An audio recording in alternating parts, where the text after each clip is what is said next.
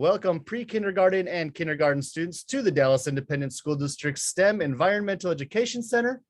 We'd like to give a special welcome to a number of schools who are with us live this morning. We have students from Gilbert Cuellar, Preston Hollow, Marcellus STEAM Academy, Alex Singer Prep, Bales, Mata Montessori, Jose Joe May, and Frank, and students from Cockrell Hill, which is in DeSoto ISD. Thank you all so much for joining us this morning on this beautiful day for a virtual field trip. We wish you all could be here in person, but since you can't be, we're going to do our best to make you feel like you're here during a virtual field trip this morning. If you are watching this and have not registered for this morning's field trip yet, you can still do that by going to www.tiny.cc/pk-2 registration to get yourself or your class registered for this field trip. We just use that information for our attendance purposes. And this morning's virtual field trip is going to be all about forms of energy. So during this virtual field trip, students will use their senses to explore different forms of energy, such as light, thermal, and sound energy. So we're going to get things started off this morning by going through an introduction to energy with Ms. Schramm. Next, we're going to explore light energy with Mr. Monroe. Third, we're going to explore thermal energy with Mr. Ramirez. And last but not least, we're going to explore sound energy with Mr. Dominguez. While we're doing all of that, you can ask us questions, and we hope you do ask some questions. Since this is a virtual field trip, the way you would ask a question, though, is you have to go to www.tiny.cc/question-answer. And once you get there, you'll fill out a super short form and submit your question to us. You can ask as many questions as you like about forms of energy, and we'll do our best to answer all of them in the time that we have with you this morning. So let me stop sharing my screen here and turn things over to Ms. Schramm, who's going to get us started off with forms of it, or an introduction to energy. Good morning, everybody. I'm Ms. Schramm. And like Mr. Bratton said, I'm going to introduce you to energy. So, all right, at the end of my section, you will be able to identify and discuss how different types of energy are important to everyday life. So first of all, what is energy? Energy is the ability to do work. Energy is what allows us to move, run, jump, and play. So I have two little friends that I want you to meet that have lots of energy. One is trying to introduce himself already. This is WC the cat. He has lots of energy. He loves to show up to my presentations, and he loves to talk to the people. So say hello, WC. All right, our next one is, oh, sorry guys.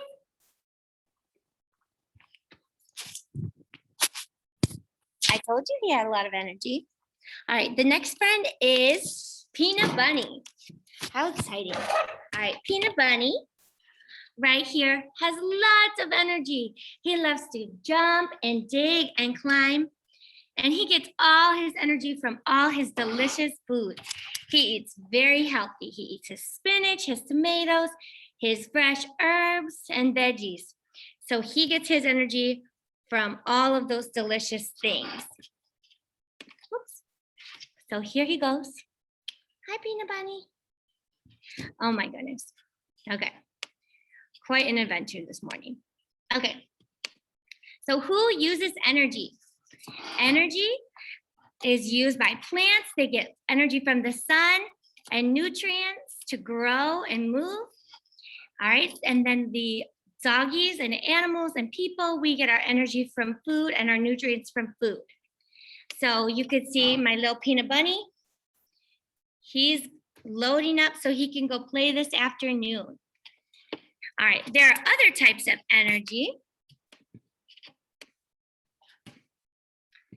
And look at all these forms of energy: gravitational, sound, chemical, nuclear, mechanical, electrical, thermal, potential, solar, kinetic, and light. So all of those different things are ways that we see energy. Just like gravitational, when WC knocks my computer and slammed it on the ground, that would be gravitational. But I want to show you something that the next teachers are not going to cover. They're going to teach you about light, sound, and thermal.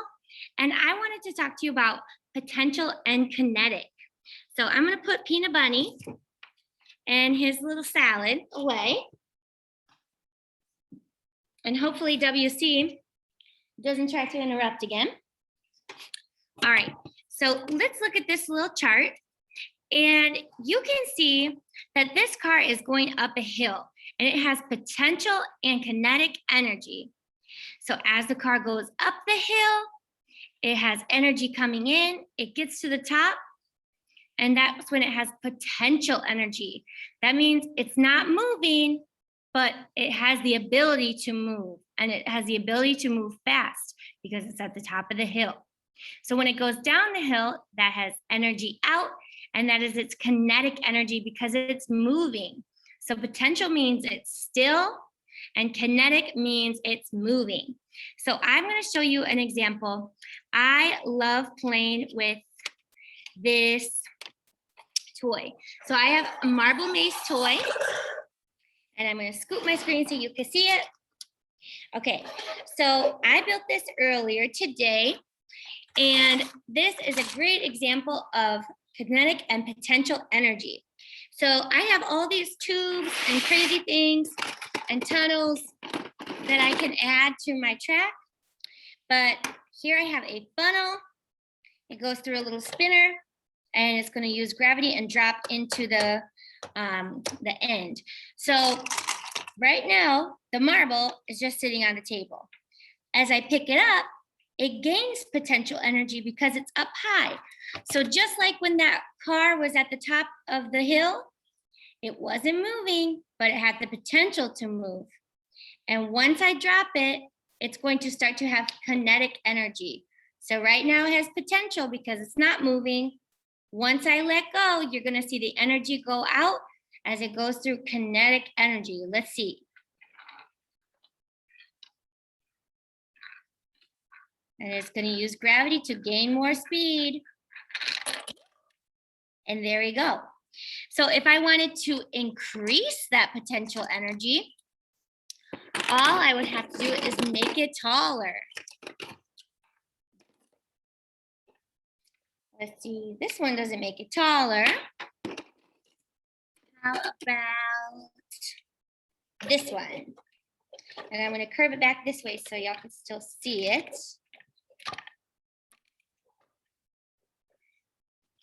Let's see. Scooch it back. Okay. 3, 2, 1. And there it goes.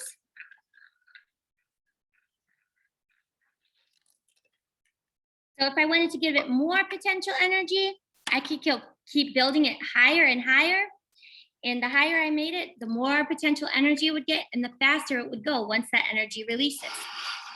All right, so I'm going to send you off back to Mr. Broughton for question and answers and the other teachers to learn about light, sound, and thermal energy. Thank you, Ms. Schramm. The question that came in was, is sleep important as it relates to energy? And yes, it is. If you get enough sleep at night, which I think for students your age, you want to get about 10 hours of sleep each night, you will wake up refreshed and with energy to do what you need to do during the day. So you'll be able to concentrate at school, run and play, and be healthier overall, because when you get sleep, it also helps fight off disease. So you want to definitely get enough sleep each day. All right, now we're going to move on to another form of energy, which is light energy with Mr. Monroe. Good morning, students. Can you guys see me? I don't think you can see me very well. So let me make it a little better by getting us some light.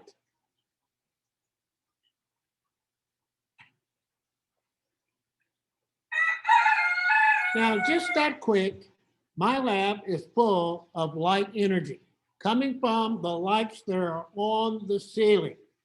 And that's what we're going to be investigating today, light energy. So, what is light? Well, light is actually electromagnetic radiation. And one of these days, when you get into the upper grades, you're going to get a real understanding of what those words actually mean. It's partly electric and partly magnetic, and it flows in a straight line. And to help understanding about that, I have a little short presentation, and then I'm going to be showing you some examples of light sources, and we'll discuss those. So bear with me while I share my screen with you guys this morning.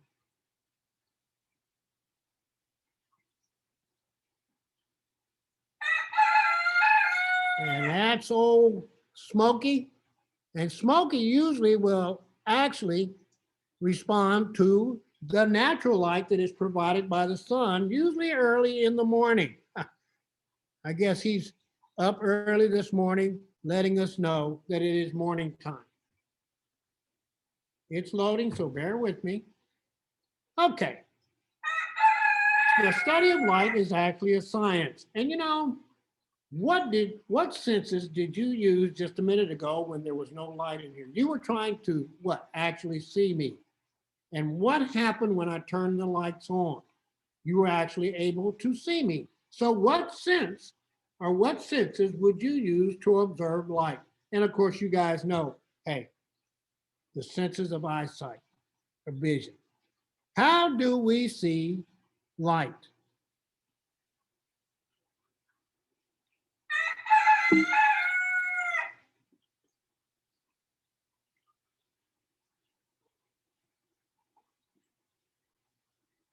What happened there?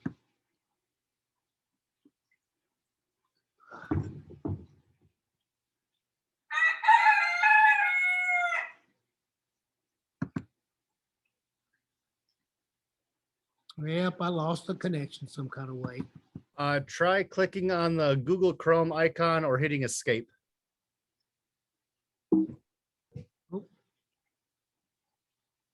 There we go. All right. Where does light come from, guys? Think about that just for a little bit. Light seems to be all around us, especially when I turned these big lights on in the room here. It just surrounded us instantly. And I can remember a time when we had different types of light bulbs in here that if you turn the light switch on, it would take about 30 minutes for this room to become lit up, okay? Can you name some sources of light? And hopefully by the end of this presentation, you will be able to do that. Actually, there is a source of what we call natural light that provides light for our planet, and that is the sun.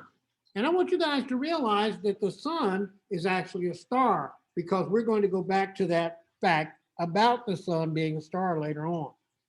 Also a candle, which has the flame. That is a source of natural light also. Fire is natural. But there, a light bulb actually is a source of light that is considered to be man-made. What about some reflectors of light? And there are some things that will reflect light. And I'll go over that a little bit when I show you some of the examples that I have to present to you. These can look like light sources, but are really reflecting the light. You know, so many people think that our moon is a source of natural light, but is it really? I don't think so.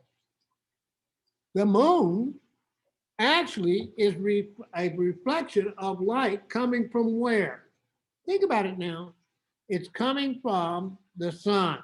So the moon is illuminated or it's lit up simply because of the sun's light reflecting off of it, bouncing off of it. How does light help us see?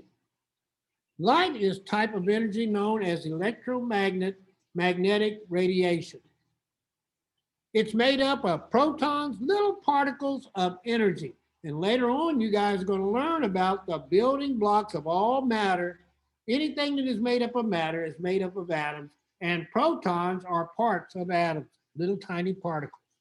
Light travels as a wave, but unlike waves of water or sound waves, it does not need any medium or anything in between to travel through. This means that light can travel through a vacuum, a completely airless space, guys, meaning it doesn't have to be anything in here. For example, this room, it lit up this whole room, and there wasn't anything up in the ceiling that it needed to reflect off of. It just filled up the empty space with light energy. Light waves travel out from sources of light in straight lines. These lines are often called rays or beams of light.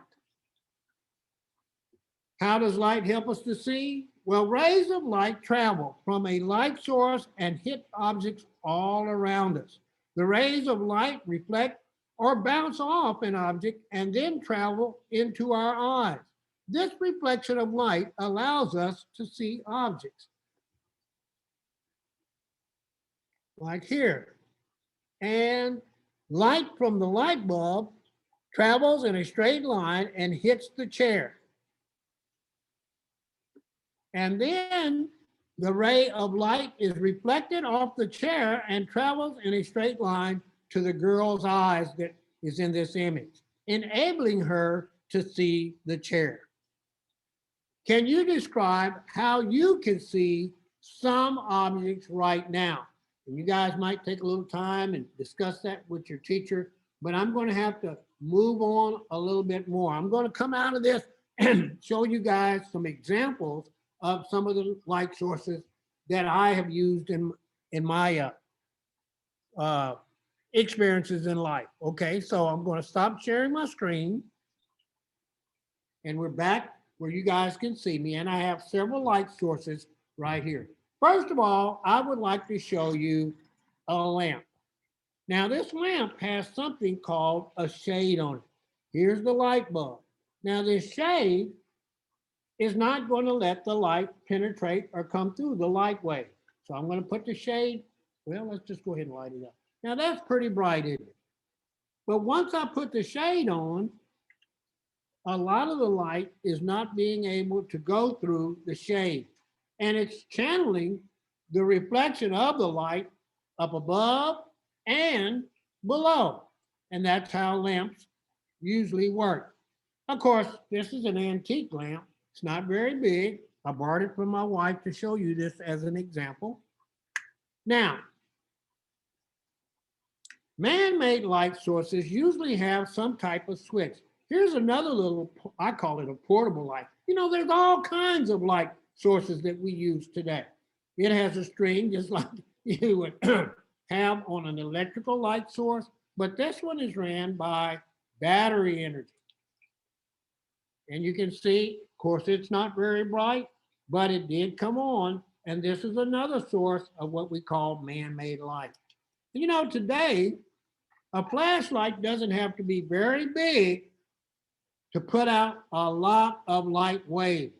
Here, this is a flashlight that I usually carry with me when I'm out in the woods or when I'm fishing. It's very small, but if you look at this, it's pretty bright. And it can get brighter. And it can get dimmer. And it can flash in case I have an emergency. All kinds of lights exist in our world today. I have another one if I'm working on something. This is a light that I would use if I was working on my vehicle, on my truck, and I have to do that a lot because it's an old truck. And it is very bright. If I can get it to come on.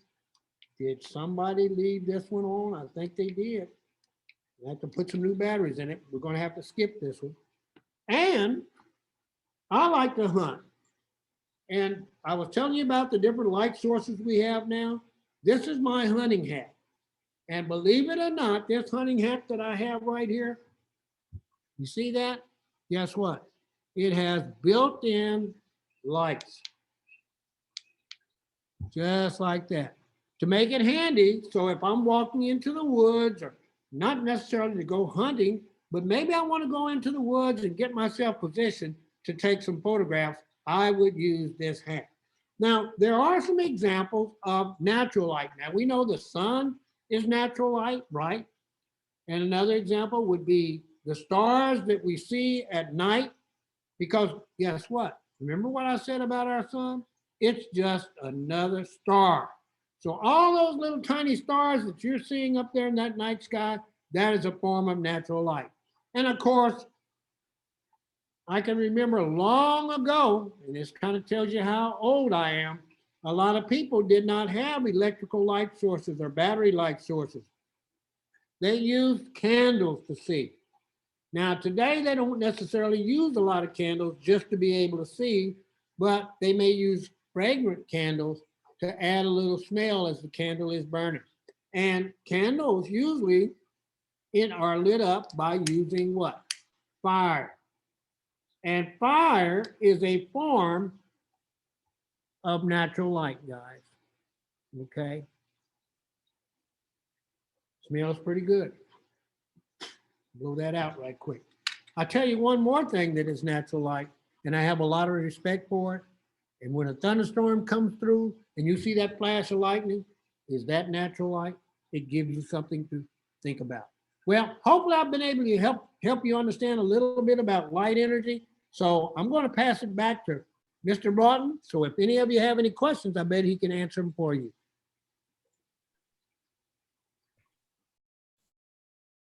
Thank you, Mr. Monroe. 2 questions came in. The first one is, what is the most important source of light? And I'm going to have to go with the sun. The sun gives us light for night and day and gives us more light than every other light source that we have combined. And the other question is, what is another source of light? And if I hold up my phone here, you can see there's one more light source that we have all around us. So we are always using lights, except for when we sleep, and sometimes even then. So light energy is a very important energy that we use every day. Now, another important energy that we're going to learn about right now is thermal energy with Mr. Ramirez. Hello, my name is Ms. Ramirez, and in this segment, we're going to be learning about thermal energy. So before you get started, I do have an animal friend that I'm going to show you guys today. And before I show him to you guys, I'm going to give you some clues. So listen to those clues so you can guess. This animal has 4 legs.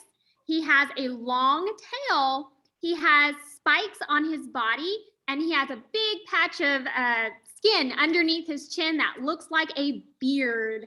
And he also is an omnivore. That means that he eats fruits and veggies, but he also likes to eat bugs. So think about, what animal do you know of that has 4 legs and a long tail? And I'm going to go ahead and pull him out. So make your guess. And if you guys said a lizard, you would be correct. This is a special type of lizard called a bearded dragon. His name is Spike. Now, remember I said he had a beard? So underneath his chin, he has a big pouch like a beard. And when he gets scared, or if he's trying to scare something away, he will inflate that beard like a big balloon. So this is Spike the bearded dragon, and he depends on thermal energy. For example, the sun. He needs the sun to help keep him nice and warm and to help regulate his body temperature. So the sun is an important source of heat for all life on Earth. So I'm going to go ahead and put our animal friend up. That was Spike.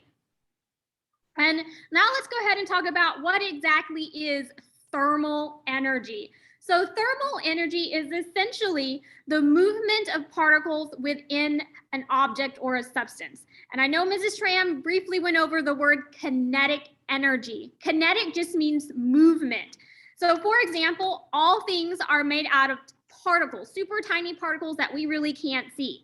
When something has a lot of kinetic energy, those particles are moving around super fast.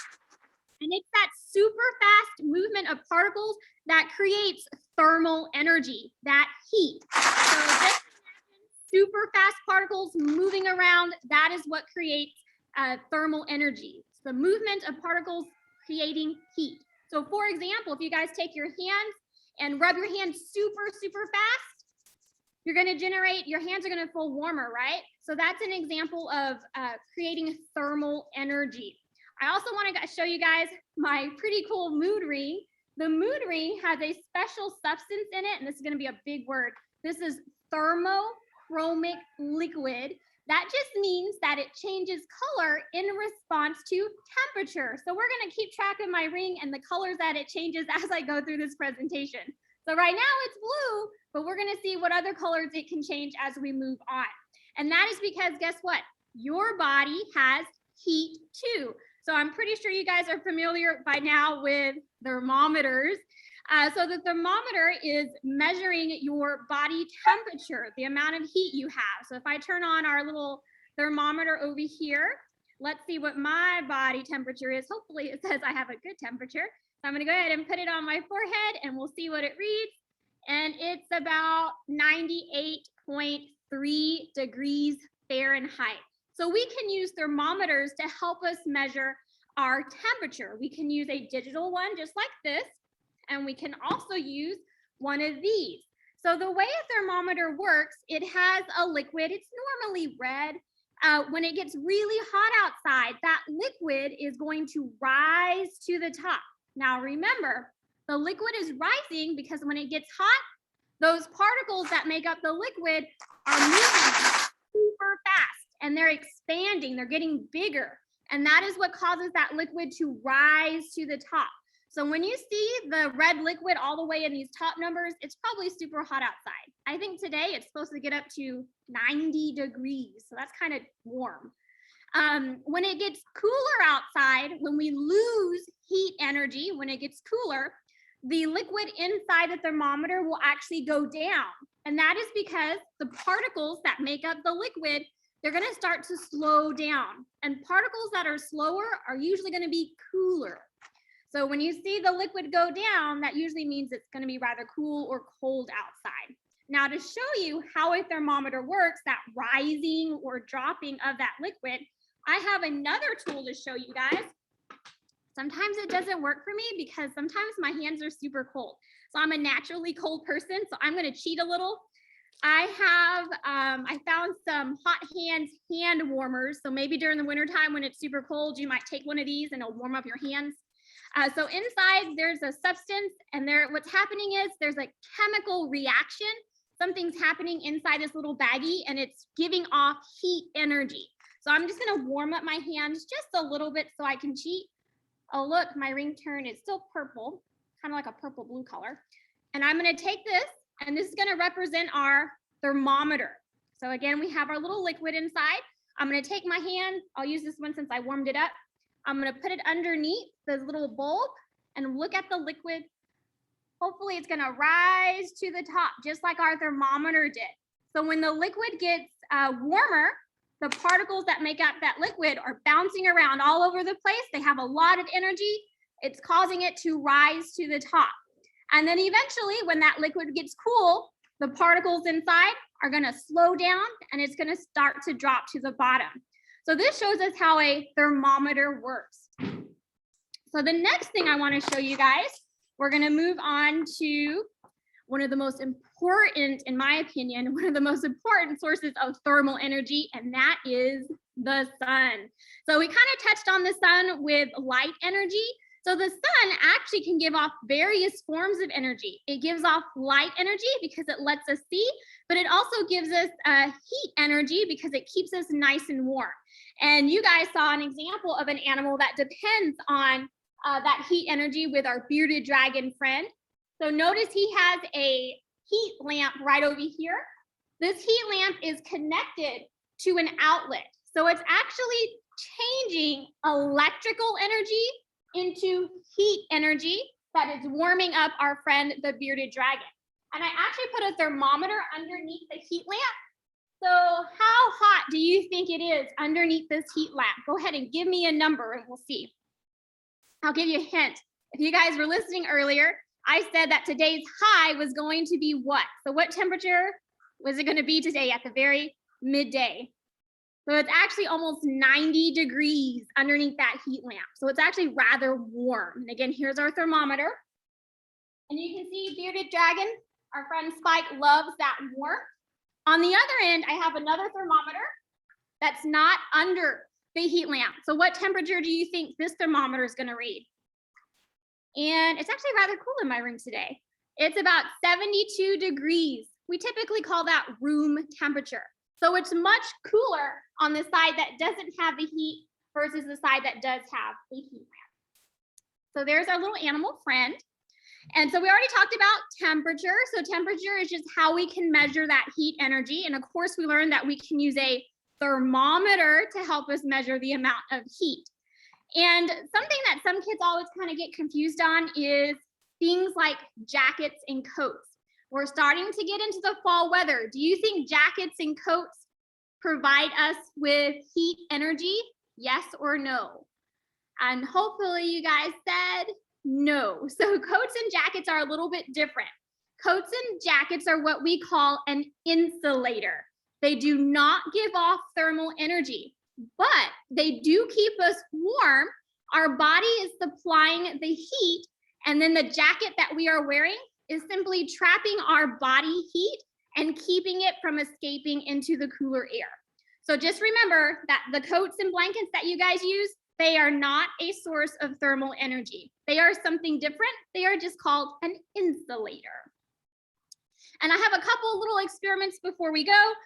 This first one is a type of slime called unicorn barf, and that's because it's color changing. So remember my color changing ring? It reacts to temperature. Here I have some slime. I'm going to practice my safety, and I'm going to use some tongs. I'm going to put my slime on top of a hot candle. So notice my slime is like a blue color right now. What color do you think it's going to turn when I get it a little bit warm? I'm adding heat to this slime, and we're going to see if we can make it change colors. And hopefully you guys can see it changed colors. It's now a kind of like a light blue color. The next thing I want to show you guys is I actually put my ring on this hot hand warmer pouch, and it did change colors. It is now a kind of like a yellow purple color.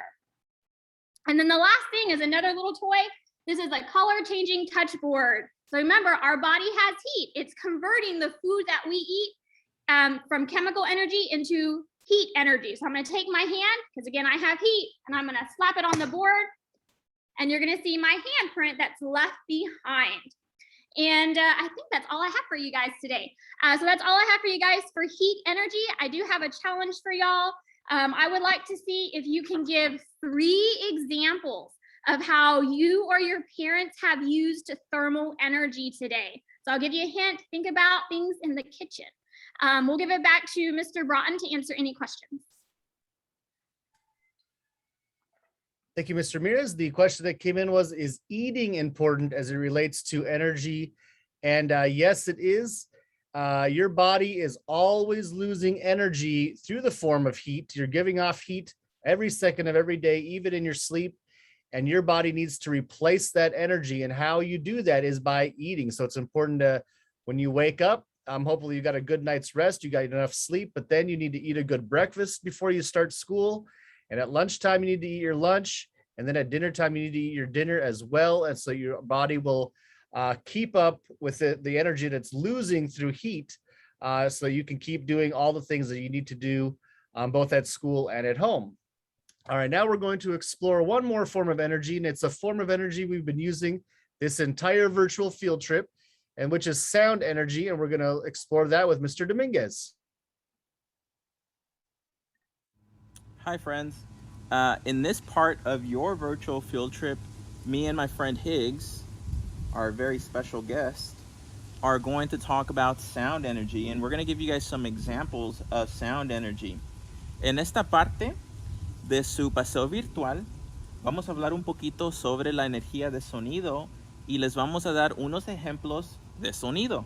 Y mi amigo Higgs nos va a ayudar un poquito con uno de sus ejemplos de sonido, ¿verdad, Higgs? So let's see what he can do, guys. Let's see what example he's going to show us. Can you guys guess what example of sound my friend Higgs is going to show you guys? Keep an ear out. We're about to start. All right, Higgs, do you want to show our friends some of your sound energy? First, I'm going to need you to sit down, okay? So sit. I need you to sit first. Good job. All right. Now, what I need you to do, Higgs, is first, let's give everybody a handshake. So you ready for a handshake? Give me a handshake, Higgs. Handshake? Good job, Higgs. Now, you ready for the sound energy? All right, sound energy. All right, Higgs. Speak, Higgs. What beautiful sound energy, Higgs. All right, guys. I think he deserves a treat for showing us an example of sound energy. All right, Higgs, you ready for your treat? Yeah, I think he's ready. All right. So let's give him a treat. Super excited. All right, here you go, Higgs. He's a good boy. Pienso que Higgs nos dio un ejemplo excelente de un tipo de sonido que escuchamos casi todos los días. Un perro ladrando es un sonido muy común. I think Higgs did a wonderful job of giving us an example of a type of sound that we hear almost every day. A dog barking. It's a very common sound. But I want you guys to think of other examples of sound that you guys encounter every day. Quiero que piensen de otros tipos de sonidos que escuchan casi todos los días. So let's take a moment, let's pause. Vamos a pensar un poquito. What are other types of sounds? ¿Cuáles son otros tipos de sonidos that we hear every day, que escuchamos todos los días? I'll give you guys an example. Les voy a dar un ejemplo. A lo mejor reconocen lo que tengo puesto. Maybe you guys recognize what I have on. What are they? ¿Qué son? Son audífonos, ¿verdad? They're headphones, right? ¿Y para qué uso los audífonos? What do I use these for, guys? What do I use headphones for? To listen to what? I'll give you guys a few seconds. Para la música, ¿verdad? Music is another type of sound. It's a beautiful type of sound. Can you guys give me more examples? Take a moment, pause the video if you have to, and give me some of your examples. Espero sus ejemplos.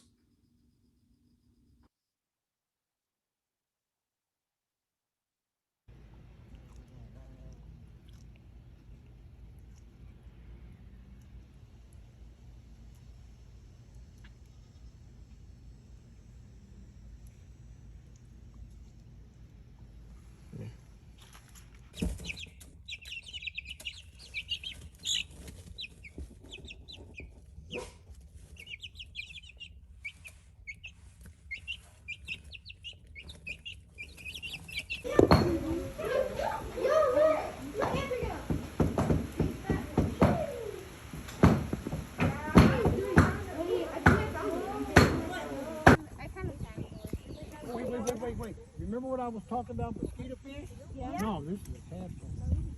Oh, cool. Oh, guys, I love to see a tadpole.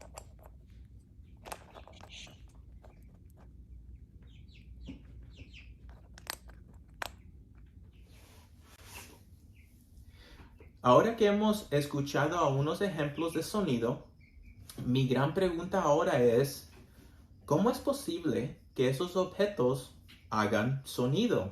So now that we've heard some examples of sound, my big question now is, how are those objects capable of making sound? So what I'm going to do is I'm going to show you how vibrations make it possible for sound to exist. Ahora lo que voy a hacer es demostrarles cómo las vibraciones hacen el sonido posible. Todo lo que necesitan es una copa de plástico y una banda elástica. So, for this demonstration, all you need is a plastic cup and a rubber band. So let's get started. Vamos a empezar. Aquí tengo mi copa de plástico y mi banda elástica. So here's my plastic cup and my rubber band. So now what I'm going to do is I am going to pull the rubber band over the plastic cup just like this. Todo lo que hice es poner la banda elástica sobre la copa así. Y ahora lo que quiero hacer es escuchar para cualquier sonido que esta copa o esta banda elástica haga. So now I'm listening for any sound that this cup or rubber band make. Is there any? ¿Hay un sonido? Escuchen bien. Y a lo mejor están escuchando a mis pollitos, pero les garantizo que esta copa o esta banda no está haciendo esos sonidos. So you guys might be hearing my chickens in the background, but I guarantee you that this cup or rubber band is not the source of those sounds. Maybe if I do this, I'll hear some sound. Listen, escuchen.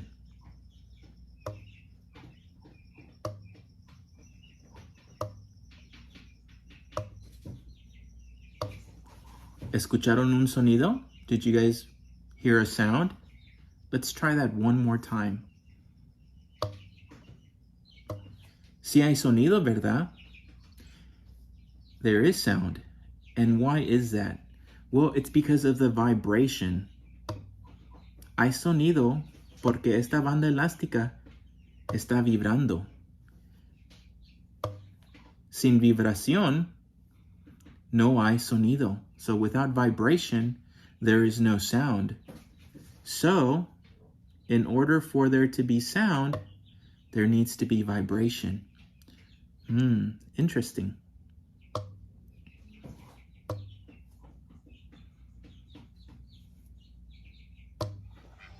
Ok, amigos, ojalá que hayan aprendido que el sonido viene en diferentes formas y que el sonido se escucha con los oídos. All right, friends, I hope you guys learned that sound comes in different forms and that you need your sense of hearing to listen to those sounds. All right, guys, I'll see you guys the next time. I gotta check up on these animals. Hey, piggies. Hasta la próxima vez, amigos.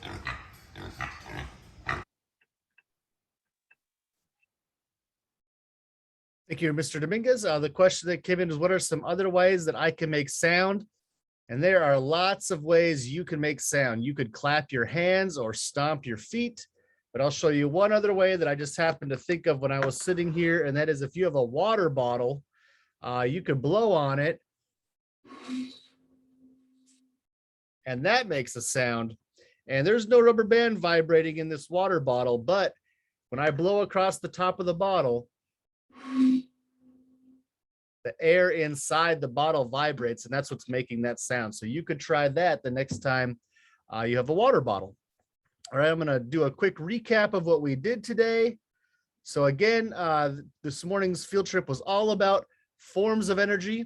During this virtual field trip, students used their senses to explore different forms of energy, such as light, sound, and thermal. So we got a introduction to energy with Ms. Schramm. Next, we explored light energy with Mr. Monroe. Then we explored thermal energy with Mr. Mirez, and we just finished exploring sound energy with Mr. Dominguez. Thank you so much for joining us this morning. We appreciate you taking the time to learn about forms of energy with us. We hope you enjoyed this virtual field trip, and you can let us know whether you did or not by going to www.tiny.cc/pk-2 feedback to fill out a short feedback form for us. We hope to see you again in about 3 weeks during our next field trip for pre-kindergarten and kindergarten students. Have a great rest of your day, and we'll see you next time.